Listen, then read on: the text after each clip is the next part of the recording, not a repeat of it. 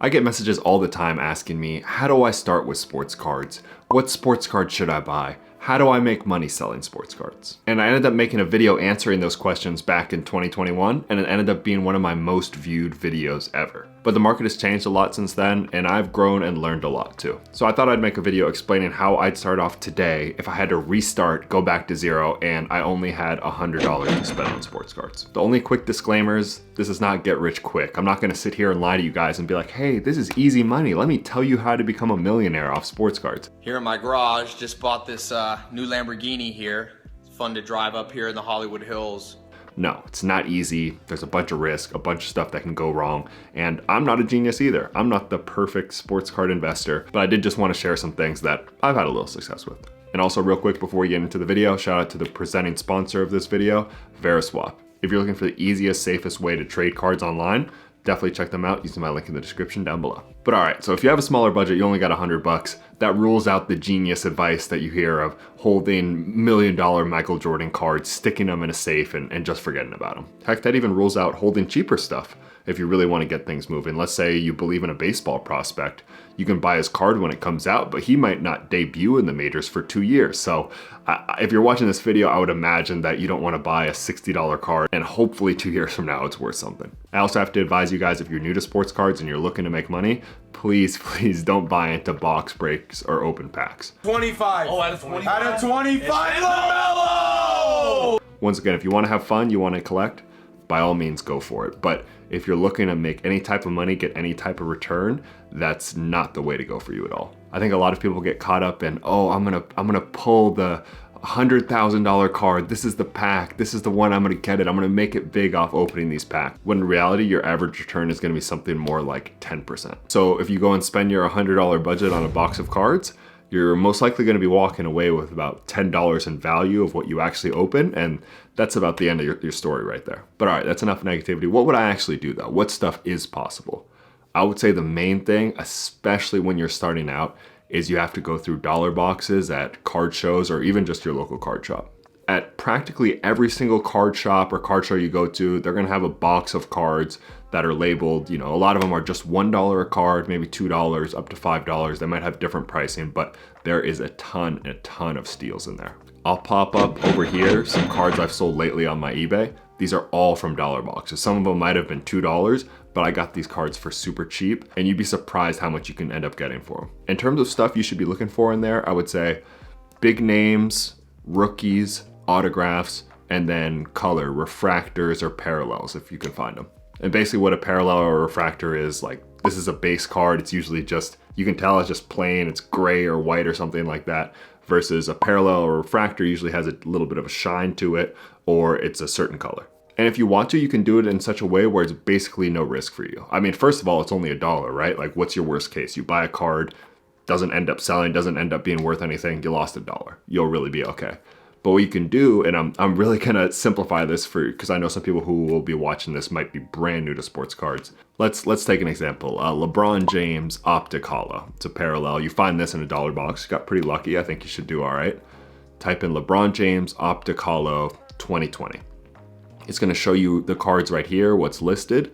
This isn't necessarily what the card is worth. This is just what people are asking. But if you go to the side and you scroll down to sold listing / completed, you'll see what this card has actually sold for. And if you look there, I would imagine you see some selling for as high as $10. Boom, you find that's a good one.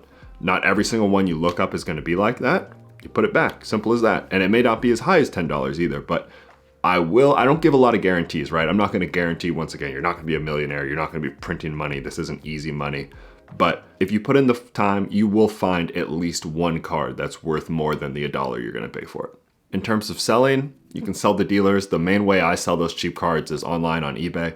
It's way too long of a process to explain in this whole video, but I'll make sure to link down below my full video on that process. I think it's definitely something you can replicate. Once you've done this, you'll probably be able to build up your bankroll a little bit. You can even increase it, right? Before you're buying $1 cards, now you're going through the $5 box, the $10 box, and it's the same type of thing. Find a $5 card that's worth $10, a $10 card that's worth $20. You should be able to build up your bankroll so you're at a higher number, you're not stuck below $100 anymore, and then your opportunities are gonna open up a lot. So one of the cool things that opens up now is the raw to grade option. Super dumbing it down yet again, but Grading cards is basically you buy a card raw, just the card by itself, and you send it into a grading company, usually one like PSA, and they give it a rating from 1 to 10. 10 being perfect and 1 being just absolutely terrible. It's completely messed up. But if you're buying newer cards, most of the grades you're gonna get are a 9 or a 10. And you can take a card, let's just say for instance, a Joe Burrow Optic. You can get that card raw for as cheap as 30 bucks. The cheapest option to grade with PSA is currently $19, but if you do end up getting a 10, that card in a 10 is currently worth 160 bucks. You'll only be into it for 49. That'd be a pretty good profit right there. Obviously way easier said than done, but not impossible. On newer cards, for the most part, your gem rate, the chances of you getting a 10 is actually pretty close to 50%. So you have a good shot at it.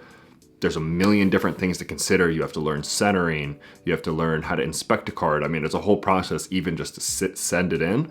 I can't explain that whole thing in this video because this is just a quick overview, but I would definitely recommend to look into that because just buying a card already graded, it's gonna be hard to find opportunities like that where you can be only into it for 45 bucks and then it's worth $160 all of a sudden. Next up, I would buy sports cards in lots and look for unique arbitrage opportunities. So let's start with the arbitrage opportunity one. Let's take it back. Let's beat this Joe Burrow example to death. That Optic PSA 10 is worth 160 bucks, right? There's not a lot of room, especially if you're starting out. Like, what's your opportunity to make money on that card if you're gonna buy it? If you buy it on eBay, good luck. 160 bucks plus $5 shipping, you're at 165. Plus, like in California, state tax is like almost 10%. So boom, right there, you're already into the card for $180. People who are buying off eBay or at shows always want to be below eBay comps. So on that card right there, people are only going to offer you about $130. So that's kind of off the table. Even if you believe that particular card is going to go up, if you're going to go and sell it on eBay, it would need to get to that $220 because you're going to lose 13% for you to even make $5. You're going to get 190 bucks if you sell it for 220 on eBay. Not to mention the fact with cards like that, like mass produced, it's all supply and demand at the end of the day.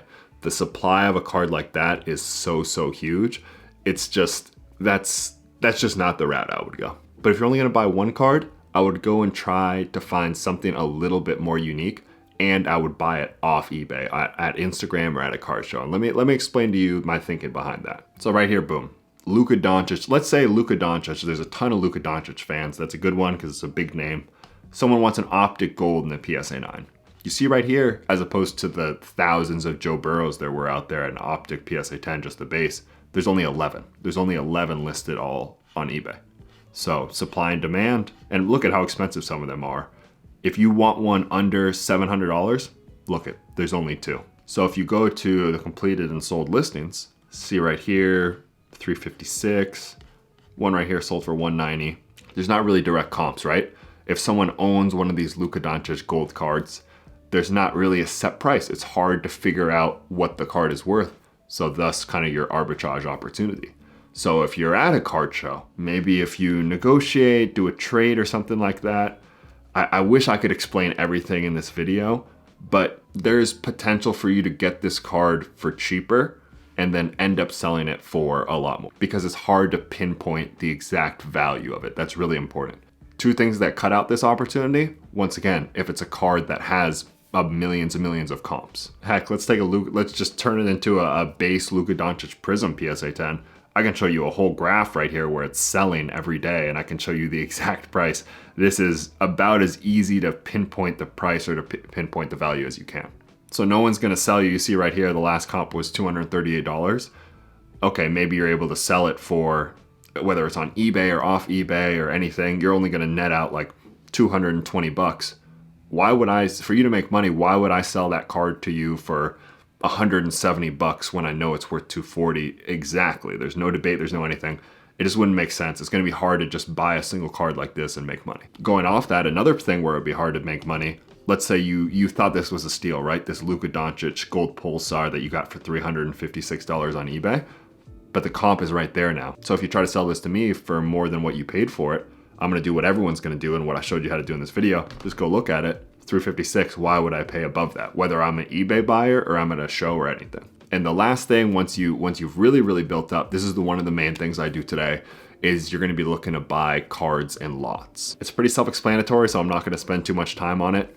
Basically, if you're buying a bunch of cards from one person, they have an incentive to sell it to you for a little cheaper. It's a bulk discount, just like if you're buying, I don't know, corn or something. I really like corn. Then you're usually gonna get a little bit better of a price if you're buying a ton of it. So I pick this stuff up all the time.